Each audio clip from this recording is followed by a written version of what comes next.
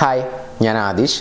ഇന്നത്തെ വീഡിയോയിലൂടെ നമ്മൾ ഡിസ്കസ് ചെയ്യാനായിട്ട് പോകുന്നത്, ഞാൻ പറയാൻ പോകുന്ന 5 കാര്യങ്ങൾ നിങ്ങൾ ചെയ്യുകയാണെങ്കിൽ നിങ്ങളുടെ എക്സ് നിങ്ങൾക്ക് മെസ്സേജ് അയക്കും. ആദ്യം തന്നെ ഇപ്പോൾ നിങ്ങൾ കടന്നുപോയിക്കൊണ്ടിരിക്കുന്ന ആ ഒരു ബ്രേക്കപ്പ് സിറ്റുവേഷനെ കുറിച്ചൊന്ന് പറയാം. ചിലപ്പോൾ നിങ്ങളെ ബ്ലോക്ക് ചെയ്തിട്ടുണ്ടാവാം, ചിലപ്പോൾ ബ്ലോക്ക് ചെയ്തിട്ടുണ്ടാവില്ല, കോളോ മെസ്സേജോ ഒന്നും അയക്കുന്നുണ്ടാവില്ല, നിങ്ങളെ കാണാൻ പോലും കൂട്ടാക്കുന്നുണ്ടാവില്ല, നിങ്ങളെ വേണ്ടെന്ന് പറഞ്ഞു പോയിട്ടുണ്ടാവാം, ചിലപ്പോൾ ഒത്തിരി നാൾ പ്രണയിച്ചതാവാം, നിങ്ങൾക്ക് അവരെ വിട്ടുപിരിയാൻ യാതൊരു താല്പര്യവും ഉണ്ടാവില്ല, ഒരു മിസ്റ്റേക്ക് പറ്റിയിട്ടുണ്ടാവാം, സോറി പറഞ്ഞിട്ടുണ്ടാവാം, പക്ഷേ ഒന്നും കൂട്ടാക്കുന്നില്ല, വേണ്ടെന്ന് പറഞ്ഞു പോയിരിക്കുകയാണ്.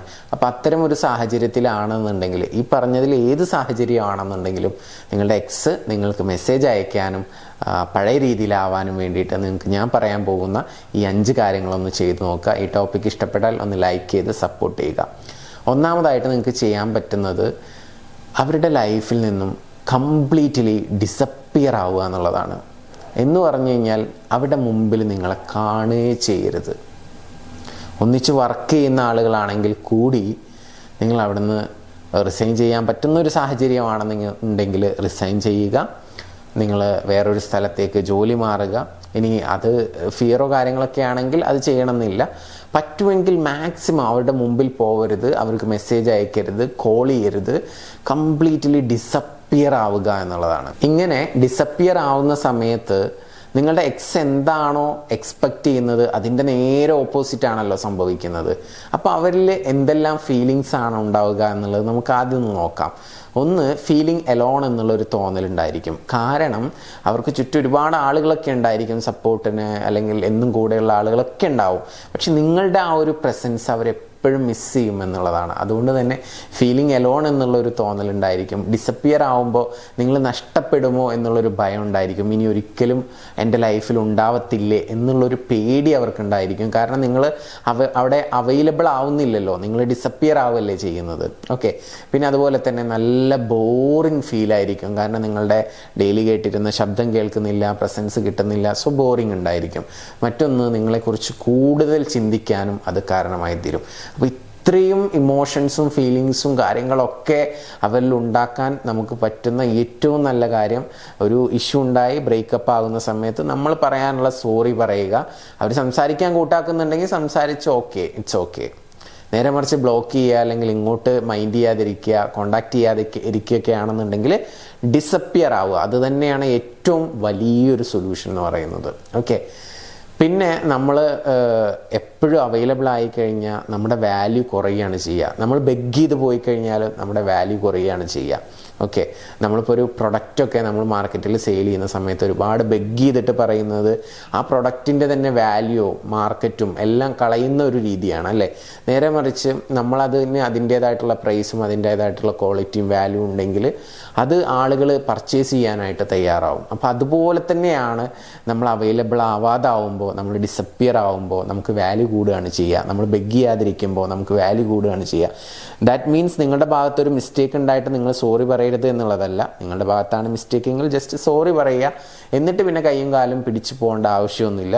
നിങ്ങളായിട്ടിരിക്കുക, നിങ്ങൾ അവിടെ നിന്ന് ഡിസപ്പിയർ ആവുക എന്നുള്ളത് തന്നെയാണ് ഫസ്റ്റ് ടിപ്പ് എന്ന് പറയുന്നത്. ഇനി രണ്ടാമത്തെ കാര്യം പറയുന്നതിന് തൊട്ട് മുമ്പ്, നിങ്ങളിപ്പോൾ ഒരു ബ്രേക്കപ്പ് സിറ്റുവേഷനിലൂടെയാണ് പോയിക്കൊണ്ടിരിക്കുന്നത്. നിങ്ങൾക്ക് പ്രോപ്പറായിട്ട് ഒരു 21 ഡേയ്സ് വാട്സപ്പിലൂടെ ഗൈഡൻസ് ആവശ്യമുണ്ടെങ്കിൽ മുകളിൽ കാണുന്ന നമ്പറിലോട്ടൊന്ന് മെസ്സേജ് ഇട്ടാൽ മതി.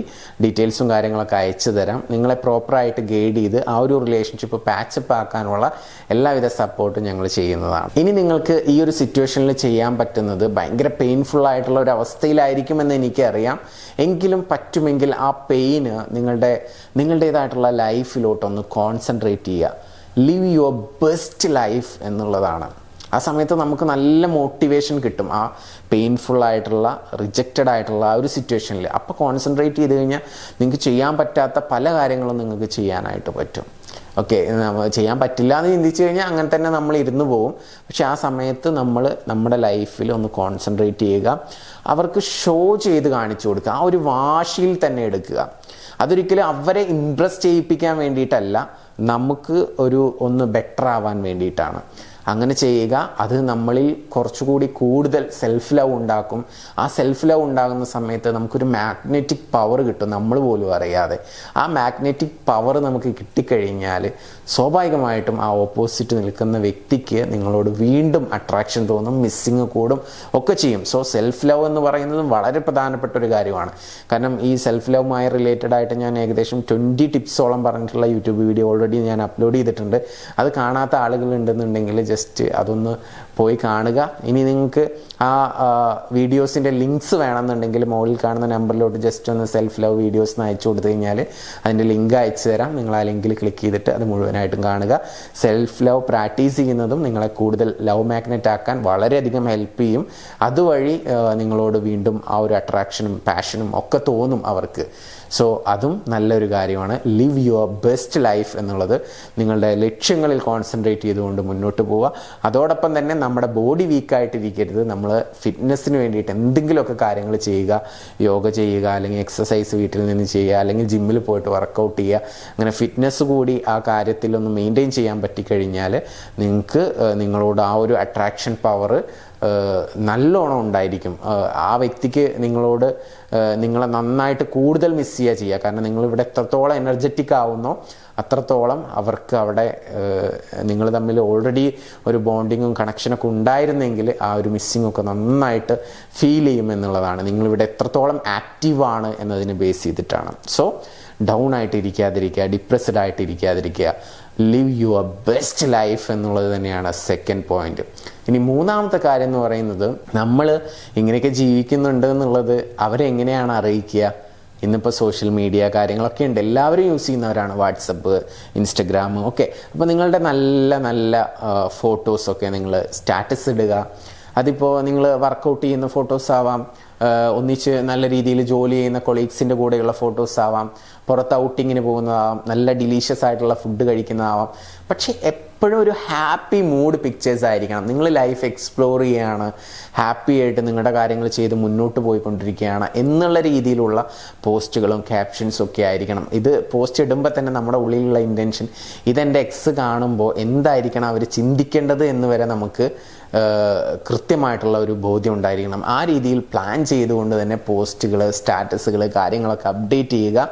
അതിലൊരിക്കലും സാഡ്നെസ് കയറ്റരുത്. നമ്മൾ സാഡ്നെസ്, സിമ്പതി തോന്നിപ്പിച്ച് അവരെ തിരിച്ചു കൊണ്ടുവരാൻ ഒരിക്കലും ശ്രമിക്കരുത്. നിങ്ങൾ ഹാപ്പിയാണ്, നിങ്ങളിൽ വലിയ മാറ്റം വന്നിട്ടുണ്ട്, നിങ്ങൾ അവരില്ലെങ്കിലും ഹാപ്പി ആയിട്ട് ജീവിക്കും, നിങ്ങൾക്ക് നിങ്ങളുടെ കാര്യങ്ങളിൽ കൃത്യമായിട്ടുള്ള കോൺസെൻട്രേഷനുണ്ട്, കോൺഫിഡൻസ് ഉള്ള വ്യക്തിയാണ് എന്നുള്ളതൊക്കെയാണ് നിങ്ങൾ അവിടെ ഷോ ചെയ്യേണ്ടത്. ഓക്കെ, അപ്പോഴാണ് നിങ്ങളുടെ വാല്യൂ വർദ്ധിക്കുക.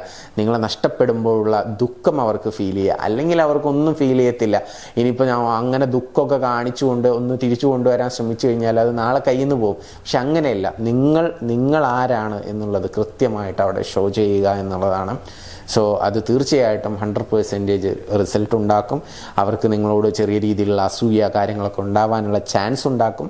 സോ അതൊക്കെ നിങ്ങളെ ഇങ്ങോട്ട് കോണ്ടാക്ട് ചെയ്യാനുള്ള ഒരു അവസരം ഒരുക്കും എന്നുള്ളതാണ്. നെക്സ്റ്റ് വൺ എന്ന് പറയുന്നത് ബി പൊളൈറ്റ് എന്നുള്ളതാണ്. അത് മീൻസ് ഈ ഒരു സിറ്റുവേഷൻ വരുന്ന എപ്പോഴാണെന്ന് വെച്ച് കഴിഞ്ഞാൽ, ആ വ്യക്തി വീണ്ടും ബ്രേക്കപ്പിന് ശേഷം കാണുന്ന അവസ്ഥയിൽ നമ്മൾ ഒരിക്കലും ഓവർ കമ്പനിയായിട്ട് സംസാരിക്കരുത്, അല്ലെങ്കിൽ അവരെ കാണുന്ന സമയത്ത് നമ്മൾ മാറി നടക്കരുത്. നമ്മൾ സംസാരിക്കണം, പൊളൈറ്റായിട്ട് സംസാരിക്കുക. അത് ആ സംസാരത്തിൽ പൊളൈറ്റ്നെസ് ഉണ്ടെങ്കിൽ കൂടി ഒരു ഡിസ്റ്റൻസ് ഫീൽ ചെയ്യണം അവർക്ക്. പഴയ പോലെയല്ല, ആൾ മാറിയിട്ടുണ്ട്, അത്ര കമ്പനി അല്ലല്ലോ, പണ്ട് സംസാരിച്ച പോലെ അല്ലല്ലോ എന്നുള്ളൊരു തോന്നലുണ്ടാവണം. പക്ഷേ എങ്കിൽ നമ്മൾ ഉള്ളിൽ ദേഷ്യവും വെറുപ്പൊക്കെ വെച്ച് സംസാരിക്കുന്ന പോലെയുള്ള ഒരു സംസാരം ആവാനും പാടില്ല. അപ്പോൾ പൊളൈറ്റായിട്ട് കാഷ്വലായിട്ട് സംസാരിക്കുക, ബട്ട് ഓവർ ഫ്രണ്ട്ലി ആയിട്ട് സംസാരിക്കാതിരിക്കുക. അങ്ങനെ ഒരു സംസാരം കൂടി കൊടുക്കുകയാണെന്നുണ്ടെങ്കിൽ അത് അവർക്ക് ഭയങ്കര പെയിൻഫുൾ ആയിരിക്കും. അവരെ വേദനിപ്പിക്കാൻ വേണ്ടി പറയുന്നതല്ല, പക്ഷെ നമുക്ക് വേണ്ടത് റിസൾട്ടാണ്. അതുകൊണ്ട് ഞാൻ ജസ്റ്റ് പറയുന്നു, ഈ രീതിയിൽ നിങ്ങൾ അവരെ മീറ്റ് ചെയ്യുകയാണെങ്കിൽ, അപ്രോച്ച് ചെയ്യുകയാണെന്നുണ്ടെങ്കിൽ തീർച്ചയായിട്ടും അത് നിങ്ങൾക്ക് മെസ്സേജ് അയക്കാൻ ഉള്ള ഒരു പുതിയ അവസരം ഉണ്ടാക്കാനായിട്ട് പറ്റും ഇത്തരത്തിലുള്ള അപ്രോച്ച് വഴി. സോ അത് ചെയ്യുക, നൈസായിട്ട് പൊളൈറ്റായിട്ട് സംസാരിക്കുക, ബട്ട് ഓവർ ഫ്രണ്ട്ലി ആവാൻ പാടില്ല. നെക്സ്റ്റ് വൺ, മൂവ് ഓൺ ചെയ്യുക എന്നുള്ളതാണ്. അഥവാ ആ വ്യക്തി നിങ്ങളുടെ ലൈഫിൽ ഇല്ലെങ്കിൽ നിങ്ങൾ എങ്ങനെ മുന്നോട്ട് പോകും? പോണല്ലോ അല്ലേ? അപ്പോൾ ആ രീതിയിൽ കോൺസെൻട്രേറ്റ് ചെയ്തിട്ട് നിങ്ങൾ മുന്നോട്ട് പോവുക, നിങ്ങളുടെ കാര്യങ്ങൾ ചെയ്യുക, ഒക്കെ ചെയ്യുക. മീൻസ് ഞാനിവിടെ ഉദ്ദേശിക്കുന്നത് അങ്ങോട്ട് ചേസ് ചെയ്യരുത്, മെസ്സേജ് അയക്കരുത്, വേറെ ഫോണിൽ നിന്ന് വിളിക്കരുത്, സുഹൃത്തുക്കൾ വഴി ഓരോ കാര്യങ്ങൾ അന്വേഷിക്കരുത്, അവരുടെ സോഷ്യൽ മീഡിയ കാര്യങ്ങൾ ഹാൻഡിൽസ് എല്ലാം നോക്കി, പോസ്റ്റുകൾ നോക്കി, കമൻറ്റുകൾ നോക്കി ഇരിക്കരുത്, അവരെ മിസ് ചെയ്തുകൊണ്ടിരിക്കരുത്, ഒരുപാട് സമയം ഫ്രീ ആയിട്ട് അവരെക്കുറിച്ച് ആലോചിച്ചിരിക്കരുത്. ഇതൊന്നും ചെയ്യരുത്. കംപ്ലീറ്റ്ലി മൂവ് ഓൺ ആവാനുള്ള ആ ഒരു പ്രോസസ്സിലോട്ട് നിങ്ങൾ വരിക. അതൊരിക്കലും അവരെ മറക്കാനല്ല, അവർ വന്നാൽ നമ്മൾ സ്വീകരിക്കുക, അവർ വരാൻ വേണ്ടിയിട്ടാണ്. അങ്ങനെ ചെയ്യുന്നത് വഴി നിങ്ങൾക്കൊരു സ്പെഷ്യൽ അറ്റൻഷൻ ആയിരിക്കും അവരിൽ നിന്നും കിട്ടുക എന്നും കൂടി നിങ്ങളെ ഓർമ്മപ്പെടുത്തുകയാണ്. സോ ആ സ്പെഷ്യൽ അറ്റൻഷൻ മതി അവർ തിരിച്ചു വരാൻ, നിങ്ങളെ മിസ് ചെയ്യാൻ, നിങ്ങളെക്കുറിച്ച് ആലോചിക്കാൻ, നിങ്ങൾക്ക് മെസ്സേജ് അയക്കാനുള്ള ഒരു ഫോഴ്സ് ഇത്തരം പ്രവർത്തികളിൽ നിന്നൊക്കെ അവർക്ക് കിട്ടുമെന്നുള്ളതാണ്. അപ്പോൾ ഇത് കുറച്ച് ഡാർക്ക് സൈക്കോളജി എന്നൊക്കെ വേണമെങ്കിൽ ഇതിന് പറയാം, റിവേഴ്സ് സൈക്കോളജി എന്നൊക്കെ വേണമെങ്കിൽ പറയാം. പലപ്പോഴും നമ്മൾ ഒരു പ്രശ്നം ഉണ്ടാകുന്ന സമയത്ത് സംസാരിച്ചത് സോൾവ് ചെയ്യാറാണല്ലോ പതിവ്. പക്ഷേ നമ്മളിവിടെ പലപ്പോഴും ചെയ്യുന്നത് അകന്നു പോയിട്ട് നമ്മൾ അവരെ മിസ് ചെയ്യിപ്പിച്ചിട്ട് അവരെ തിരിച്ചു കൊണ്ടുവരികയൊക്കെയാണ് ചെയ്യുന്നത്. അപ്പോൾ ഇതൊരു എന്താ പറയുക, നിങ്ങൾ ലോജിക്കായിട്ട് ചിന്തിക്കുമ്പോൾ ഇത് വർക്കാവില്ല എന്നൊക്കെ തോന്നിപ്പോവും. പക്ഷേ ഇതാണ് സത്യത്തിൽ വർക്കാവുക. നിങ്ങൾ ഇങ്ങനെ ചിന്തിച്ചാൽ മതി. ഇപ്പോൾ നിങ്ങളാണ് ആ ഓപ്പോസിറ്റ് നിൽക്കുന്ന വ്യക്തിയുടെ സ്ഥാനത്തെങ്കിൽ, ഓപ്പോസിറ്റ് നിൽക്കുന്ന വ്യക്തി ഒരു എന്ത് കാര്യത്തിനൊരു ബ്രേക്കപ്പായി, രണ്ടുപേരും ബ്രേക്കപ്പ് പറഞ്ഞു പോയി, ഓപ്പോസിറ്റ് നിൽക്കുന്ന വ്യക്തി ഡിസപ്പിയറായി, എവിടെയും കാണുന്നില്ല, നിങ്ങൾ എന്ത് ചെയ്യും? അങ്ങോട്ട് ചേസ് ചെയ്യില്ലേ? എവിടെ എന്താണെന്ന് എപ്പോഴും ചിന്തിച്ചുകൊണ്ടിരിക്കില്ലേ? എന്തായിരിക്കും ചെയ്യുന്നുണ്ടാവുക എന്ന് ആലോചിക്കില്ലേ? സോഷ്യൽ മീഡിയയിൽ ഒരുപാട് ഹാപ്പി പോസ്റ്റുകളും ഒരുപാട് ആക്ടിവിറ്റീസ്, ട്രാവലിംഗ് കാര്യങ്ങൾ ഇതെല്ലാം വരുന്ന സമയത്ത് നമ്മൾ എന്താ ചിന്തിക്കുക? അത് കാണും തോറും നമുക്ക് ദേഷ്യം വരില്ലേ? അവരോട് അസൂയ തോന്നില്ലേ? കൂടുതൽ മിസ് ചെയ്യില്ലേ?